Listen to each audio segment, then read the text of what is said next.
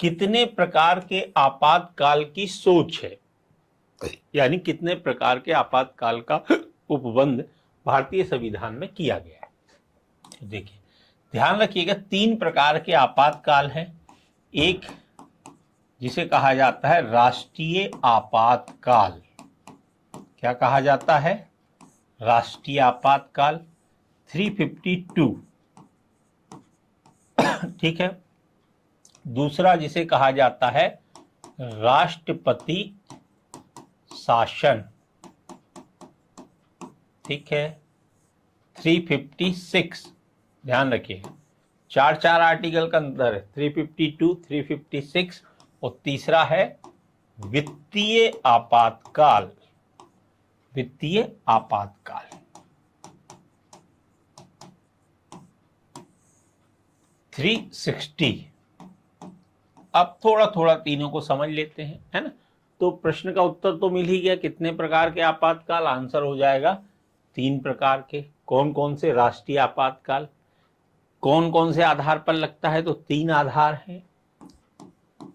युद्ध, भाई आपका देश किसी अन्य देश के साथ युद्ध कर रहा हो। बाह्य आक्रमण, किसी अन्य देश ने आपके ऊपर क्या कर दिया हो? आक्रमण कर दिया हो। और तीसरा है सशस्त्र विद्रोह, आपके देश में लोगों ने शस्त्र के साथ विद्रोह कर दिया। इनमें से 3 में से कोई भी अगर एक आधार है तो इस आधार पर राष्ट्रीय आपातकाल लगाया जा सकता है, ठीक है। पहले सशस्त्र विद्रोह के स्थान पर एक शब्द हुआ करता था आंतरिक अशांति, उसे हटा दिया गया है। अब शब्द क्या है? सशस्त्र विद्रोह, ठीक है। दूसरा आपातकाल जिसे राष्ट्रपति शासन कहा जाता है 356 के अंतर्गत लगता है। इसको लगाने का जो आधार है वो एक ही आधार है, जब राज्य का संवैधानिक तंत्र विफल हो गया हो। संवैधानिक तंत्र की विफलता, है ना,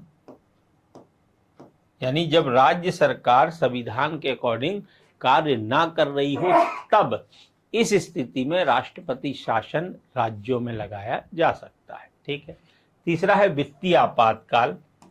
इसका आधार है वित्तीय अस्थिरता,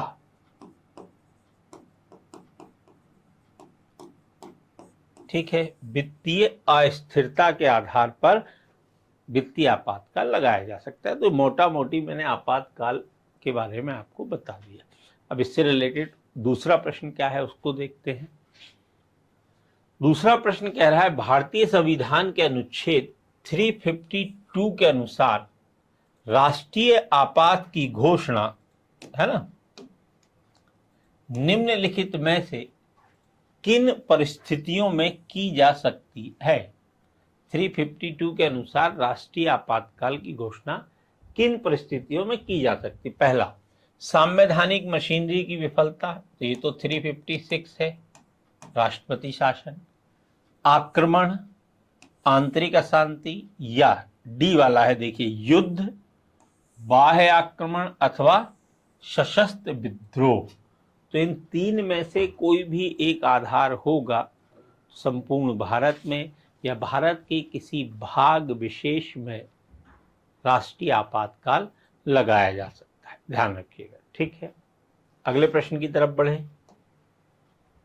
देखिए, भारत का राष्ट्रपति राष्ट्रीय आपात की घोषणा कर सकता है यदि खतरा है, किस चीज का?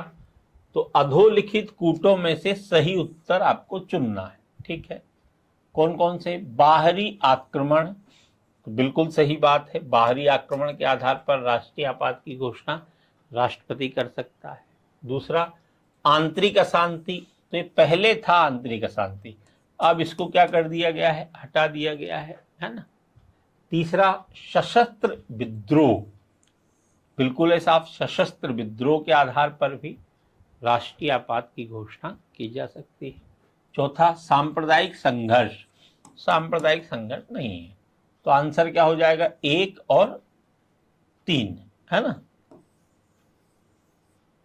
राष्ट्रपति बाहरी आक्रमण और सशस्त्र विद्रोह के आधार पर राष्ट्रीय आपातकाल की घोषणा कर सकता है। एक आधार और है जिसे हम क्या कहते हैं, युद्ध, है ना, युद्ध, सशस्त्र विद्रोह या बाह्य आक्रमण। ठीक है, ध्यान रखिएगा। अगला प्रश्न लेते हैं। संसद द्वारा संकट काल की घोषणा का अनुमोदन कितनी अवधि के अंतराल में होना आवश्यक है? देखिए, अब इस प्रश्न को समझ लीजिए। प्रश्न में ये कहना चाह रहे हैं कि जो संसद के द्वारा संकट काल यानी जो आपातकाल की घोषणा की जाती है उसका अनुमोदन संसद के द्वारा कितने समय के अंदर आवश्यक है ना। जैसे राष्ट्रपति तो घोषणा कर देता है, ठीक है, पर अनुमोदन कौन करता है? संसद करती है। कितने समय में करना पड़ेगा? तो ध्यान रखिएगा, 1 माह में। जो संसद द्वारा संकट काल की घोषणा का अनुमोदन 1 माह के अंदर करना आवश्यक है। ठीक है, ध्यान रहेगा। ओके, अगला प्रश्न। किसने कहा था कि राष्ट्रपति का आपातकालीन अधिकार संविधान के साथ धोखा है? ठीक है, ऐसे कौन से विचारक थे जिनका ये मानना था कि राष्ट्रपति को आपातकाल के समय जो अधिकार प्राप्त हो जाते हैं, एक प्रकार से हम ये संविधान के साथ क्या कर रहे हैं? धोखा कर रहे हैं। ये कहा था हृदयनाथ कुंजरू, है ना, ध्यान रखिएगा। बहुत बड़े विचारक थे हृदयनाथ कुंजरू, संविधान के बहुत बड़े विचारकों में इनका नाम आता है। ठीक है, नेक्स्ट। निम्न में से संविधान के किस अनुच्छेद के अंतर्गत भारत के राष्ट्रपति मूल अधिकारों के क्रियान्वयन को स्थगित कर सकते हैं? अनुच्छेद 20 और 21 के अतिरिक्त। ठीक है, ध्यान रखिएगा। निम्न में से संविधान के किस अनुच्छेद के अंतर्गत प्रेसिडेंट ऑफ इंडिया मूल अधिकारों के कार्यान्वयन को स्थगित कर सकते हैं? वो कौन सा अनुच्छेद है? तो आर्टिकल 359, ध्यान रखिएगा।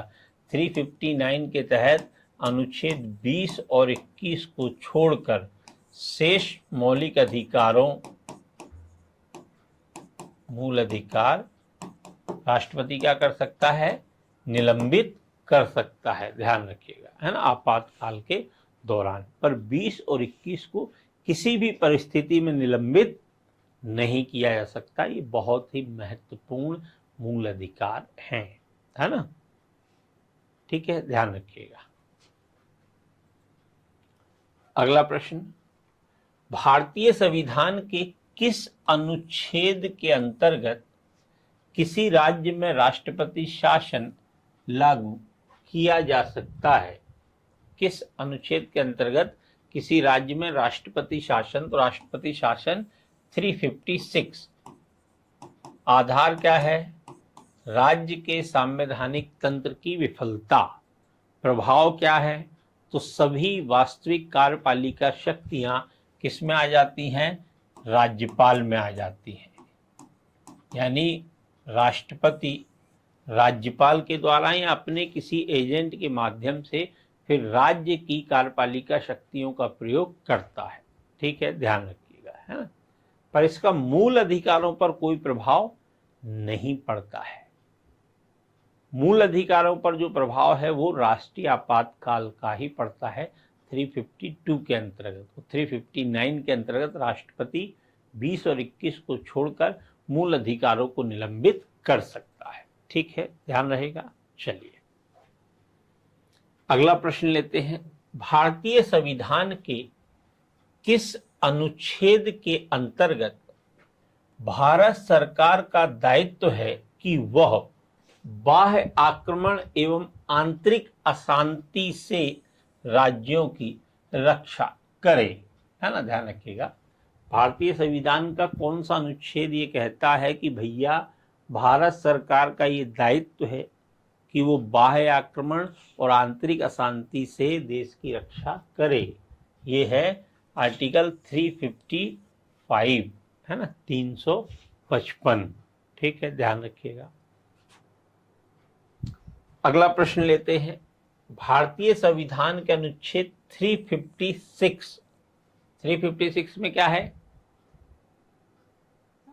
राष्ट्रपति शासन है ना। 356 के अंतर्गत राष्ट्रपति शासन सर्वप्रथम कहां लागू किया गया था? सबसे पहले कहां लागू किया गया था?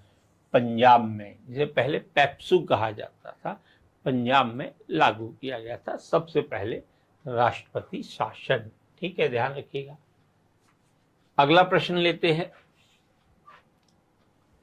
राष्ट्रीय आपातकाल में लोकसभा की अवधि, ठीक है, राष्ट्रीय आपातकाल यानी 352, तो 352 में जो लोकसभा की अवधि है उस पर क्या प्रभाव होता है? 4 ऑप्शन है। पहला है नहीं बढ़ाई जा सकती है, दूसरा है जब तक आपातकाल रहे तब तक के लिए बढ़ाई जा सकती है, पहला भी गलत है, दूसरा भी गलत है। तीसरा लेते हैं केवल 1 वर्ष के लिए बढ़ाई जा सकती है, ठीक है, आपातकाल की समाप्ति तक बढ़ाई जा सकती है लेकिन एक समय में केवल 1 वर्ष के लिए ही बढ़ाई जा सकती है, तो तीसरा भी गलत है। चौथा क्या है? सही है कि आपातकाल की समाप्ति तक बढ़ाई जा सकती है लेकिन एक समय में केवल 1 वर्ष के लिए ही बढ़ाई जा सकती है। अब इसको समझ लेते हैं। जब 352 के तहत आपातकाल लगा हो तब लोकसभा की अवधि एक बार में 1 वर्ष के लिए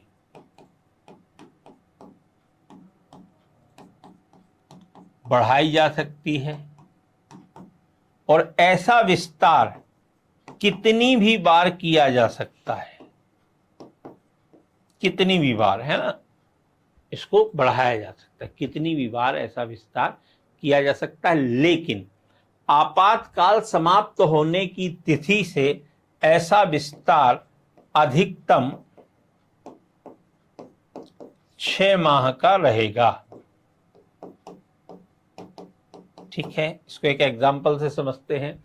मान लीजिए 2023 में आपातकाल लगा, ठीक है, और ये 2026 तक लगा है, तो अब ऐसे में एक एक वर्ष करके लोकसभा की अवधि 2026 तक एक एक वर्ष करके कितनी भी बार बढ़ा लो, 10 साल, 20 साल, 50 साल तक, लेकिन एक बार में 1 वर्ष की वृद्धि होगी। 50 साल तक बढ़ाना है तो 50 बार बढ़ाना पड़ेगा। पर जैसे ही आपातकाल समाप्त होगा, आपातकाल की समाप्ति की तिथि से ऐसा विस्तार अधिकतम 6 माह के लिए ही होगा। 6 माह के बाद चुनाव कराना अनिवार्य है। क्लियर हुई बात? तो ऑप्शन जो चौथे नंबर का है कि आपातकाल की समाप्ति तक बढ़ाई जा सकती है लेकिन एक समय में केवल 1 वर्ष के लिए ही बढ़ाई जा सकती है लोकसभा की अवधि। क्लियर हुई बात? चलिए अगला प्रश्न लें। ठीक है, इसको देख लीजिए, स्क्रीनशॉट लेना चाहते हैं ले लीजिए, है ना। नेक्स्ट, मौलिक अधिकारों से जुड़े निम्नलिखित अनुच्छेदों के युग्मों में से कौन सा एक भारतीय संविधान के अनुच्छेद 359 के अंतर्गत आपात स्थिति लागू करने के दौरान निलंबित नहीं हो सकता है? ठीक है, यहाँ पर आपको मौलिक अधिकारों से जुड़े हुए कुछ अनुच्छेदों के युग्म दिए गए हैं, जोड़े दिए गए हैं। पूछा गया है कि 359 के तहत किसको निलंबित नहीं किया जा सकता है ना। तो अब बताया था 20 और 21। 20 और 21 ऐसे मौलिक अधिकार हैं जिन्हें किसी भी स्थिति में निलंबित नहीं किया जा सकता है।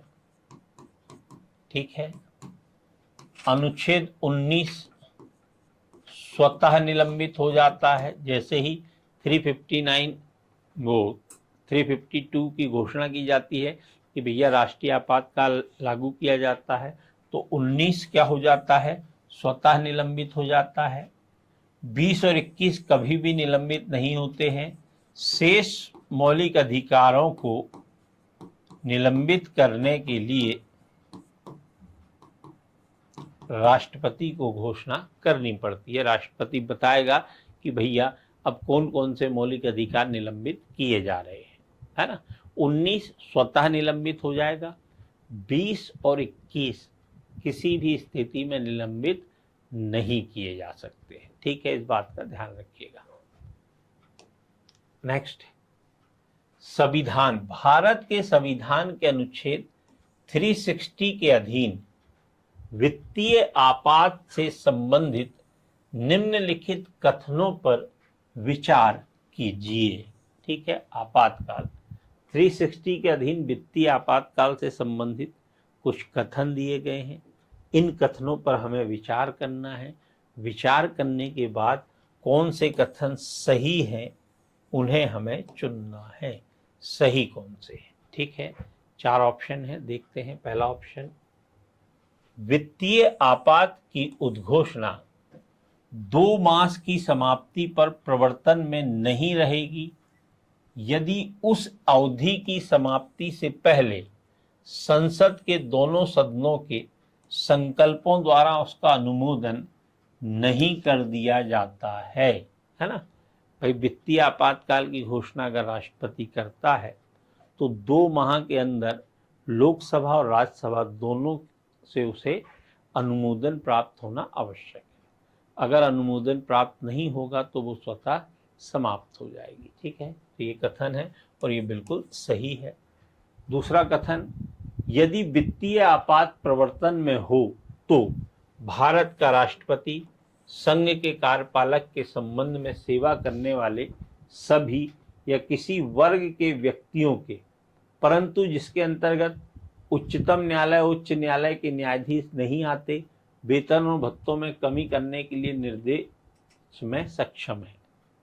ठीक है, ये कथन गलत हो जाता है क्योंकि इसमें सुप्रीम कोर्ट और हाई कोर्ट के जजों के भी वेतन कम करने का अधिकार मिल जाता है। यानी सभी प्रकार के शासकीय और अर्धशासकीय जो कर्मचारी हैं उनके वेतन भत्तों में कमी वित्तीय आपातकाल के दौरान की जा सकती है ना। इस बात का ध्यान रखिएगा। पहला कथन सही है, दूसरा गलत है, तो सही कथन कौन सा हो गया? केवल एक, वित्तीय आपातकाल 360 के तहत। ठीक है, 2 चीजें यहाँ पर महत्वपूर्ण है। क्या क्या निकल के आई? पहली, वित्तीय आपातकाल की घोषणा राष्ट्रपति करता है तो संसद के दोनों सदनों से 2 माह के अंदर इसको अनुमोदन प्राप्त होना आवश्यक है। दूसरी चीज, इस दौरान सभी शासकीय कर्मचारियों के, संघीय कर्मचारी जितने भी हैं उनके वेतन भत्तों में कमी की जा सकती है। ठीक है, क्लियर रखिएगा बात। अगला प्रश्न लेते हैं साहब। प्रायः किसकी सलाह पर राज्य में राष्ट्रपति शासन लागू किया जाता है? प्रायः किसकी सलाह पर राज्य में राष्ट्रपति शासन लागू किया जाता है? कौन है? गवर्नर। गवर्नर मतलब राज्यपाल। राज्यपाल ये सिफारिश करता है कि भैया राज्य का जो शासन है वो संविधान के अकॉर्डिंग नहीं चल रहा है, तब राज्यपाल के जो सिफारिश होती है, सलाह होती है, उसकी सलाह पर राष्ट्रपति राज्य में राष्ट्रपति शासन की घोषणा कर सकता है। आधार क्या है? आधार है संवैधानिक तंत्र की विफलता, है ना, ध्यान रखिएगा। अगला प्रश्न लेते हैं। राष्ट्रपति शासन अधिकतम लगाया जा सकता है। राष्ट्रपति शासन आर्टिकल 356 कहाँ लगाया जाता है? राज्य में। ठीक है, शक्तियां किसके पास आ जाती हैं? राज्यपाल के पास। अधिकतम अवधि कितनी होती है? अधिकतम कितने समय के लिए लगाया जा सकता है? 3 वर्ष के लिए। कितने के लिए? 3 वर्ष के लिए, है ना, ध्यान रखिएगा। तो आंसर क्या हो गया? 3 वर्ष, डी। ठीक है, ध्यान रखिएगा। आधार क्या है? राज्य में संवैधानिक तंत्र की विफलता, है ना। राष्ट्रपति शासन का आधार है राज्य में संवैधानिक तंत्र की विफलता। तो ध्यान रखिएगा 356 कहाँ लगता है? राज्य में। किसकी सिफारिश पर? राज्यपाल की। अवधि अधिकतम 3 वर्ष और आधार संवैधानिक तंत्र की विफलता। ठीक है, चलिए अगला प्रश्न लें। देखिए, भारत में वित्तीय आपातकाल की घोषणा आज तक कितनी बार की गई है? भारत में वित्तीय आपातकाल की घोषणा आज तक कितनी बार हो गई है ना? तो ये ध्यान रखिएगा, आज तक एक भी बार वित्तीय आपातकाल की घोषणा नहीं हुई है। बहुत ही अच्छी बात है ना? आज तक कभी भी नहीं हुई है, यानी भारत को कभी भी इस स्थिति का सामना नहीं करना पड़ा है कि हमें भारत में वित्तीय आपातकाल लगाना पड़े। ठीक है, ध्यान रखिएगा। अगला प्रश्न लेते हैं। आपातकाल में किसी राज्य विधानसभा की अवधि बढ़ाई जा सकती है। ठीक है, किसके द्वारा बढ़ाई जा सकती है? कौन बढ़ा सकता है?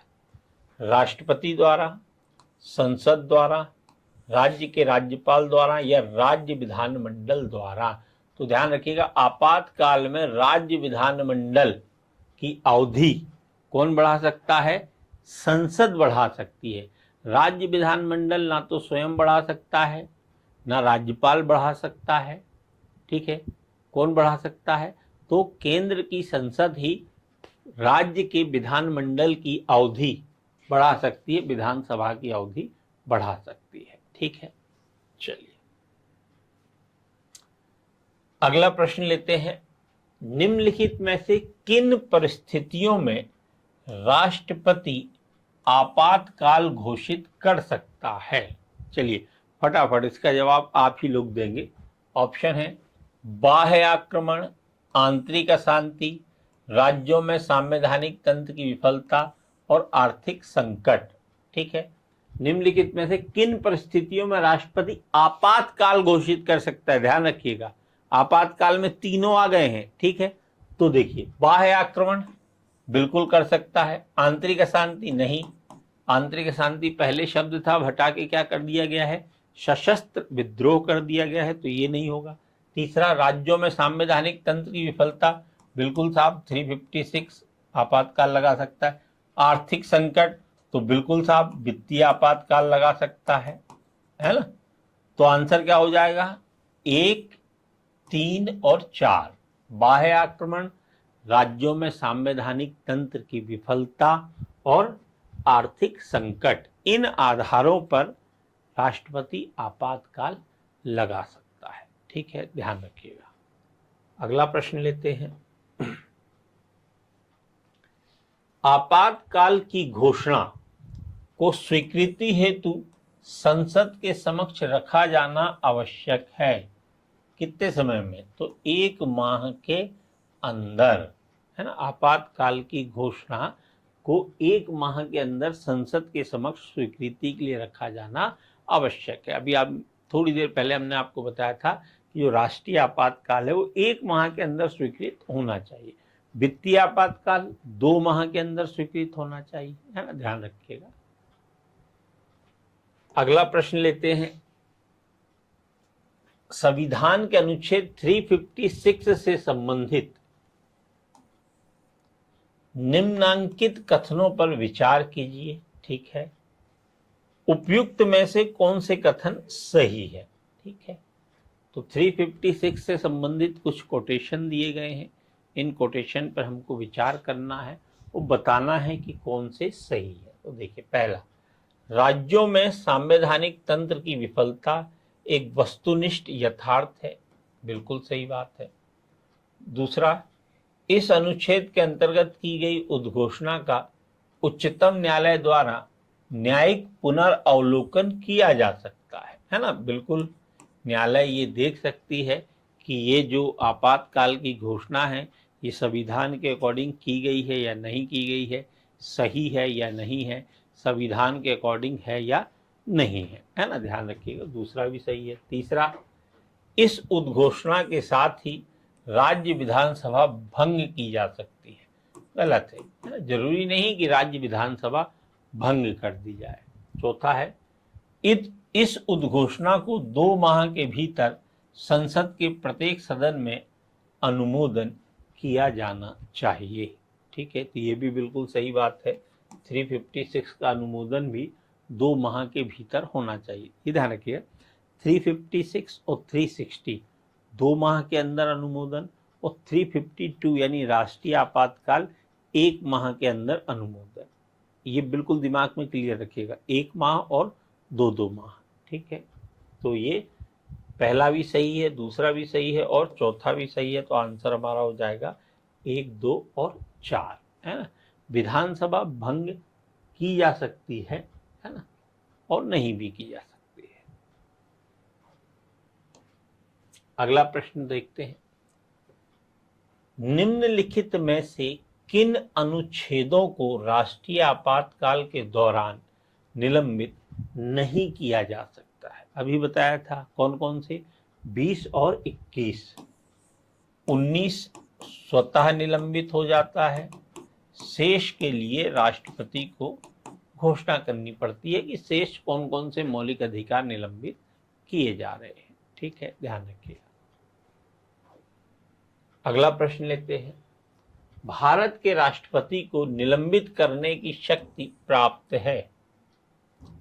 अनुच्छेद 20 और 21 को छोड़कर अन्य मौलिक अधिकारों को, अनुच्छेद 21 में वर्णित मौलिक अधिकारों को, अनुच्छेद 21A में वर्णित मौलिक अधिकारों को, अनुच्छेद 19 में वर्णित मौलिक अधिकारों को। तो ध्यान रखिएगा, भारत के राष्ट्रपति को अनुच्छेद 19 में वर्णित मौलिक अधिकारों को निलंबित करने की शक्ति प्राप्त है। शेष मौलिक अधिकार कौन कौन से निलंबित किए जाएंगे, इसकी घोषणा संसद करती है। कौन करती है? संसद। 20 और 21 तो कभी हो ही नहीं सकते हैं, ठीक है, ये निलंबित नहीं होंगे। 19 राष्ट्रपति कर देता है। शेष जो हैं उनको निलंबित करने के लिए घोषणा किसके द्वारा की जाती है? संसद के द्वारा घोषणा की जाती है। ध्यान रखिएगा, एग्जाम में ये प्रश्न आ सकता है। ठीक है, संसद, है ना। अगला प्रश्न लेते हैं, देखते हैं, निम्नलिखित में से किस राज्य में राज्यपाल शासन के अधिरोपण का प्रावधान नहीं है? ऐसा कौन सा राज्य है जहां राज्यपाल शासन, यानी जिसे राष्ट्रपति शासन भी कहते हैं, 356 का प्रावधान, अधिरोपण का प्रावधान नहीं है? कौन सा राज्य है आपका? हाँ, मणिपुर, है ना। मणिपुर में राज्यपाल शासन के अधिरोपण का प्रावधान नहीं किया गया है। फैक्चुअल प्रश्न है, ध्यान रखिएगा, एग्जाम में आ सकता है। ठीक है, नेक्स्ट, भारत में राष्ट्रीय आपातकालीन की घोषणा करने का आधार निम्नलिखित में से कौन नहीं है? प्रश्न पूछा है, कौन सा आधार नहीं है 352 के तहत आपातकाल की घोषणा करने का आधार नहीं है? तो युद्ध तो है, बाह्य आक्रमण ये भी है, आंतरिक अशांति नहीं, ये नहीं है। आंतरिक अशांति पहले था, इंदिरा जी ने जो आपातकाल लगाए थे वो आंतरिक अशांति के आधार पर ही लगाए थे।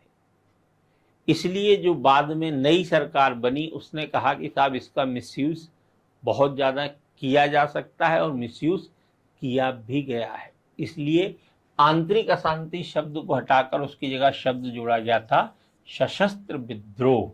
तो यहाँ पूछा गया है कौन सा आधार नहीं है, तो आधार कौन सा नहीं है?